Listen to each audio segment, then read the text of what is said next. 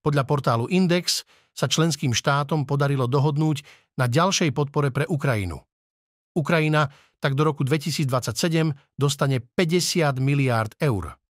Podľa predsedu Európskej rady Charlesa Michela môže Ukrajina počítať so stabilnou, dlhodobou a predvídateľnou podporou zo strany Európskej únie. Už v decembri 26 členských štátov vrátane Slovenska schválili podporný balík pre Ukrajinu.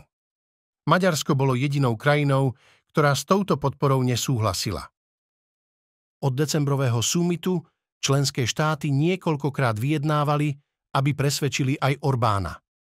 Nakoniec sa to aj podarilo, vytvoril sa kompromis a pristúpilo sa na podmienku Orbána, ktorá znela, že Európska rada, ktorá združuje hlavy štátov a predsedov vlád členských štátov, môže vyzvať Európsku komisiu na preskúmanie podpory a že Ukrajinský fond sa bude rokovať každý rok, vďaka čomu môže maďarský premiér vyjadriť svoj nesúhlas.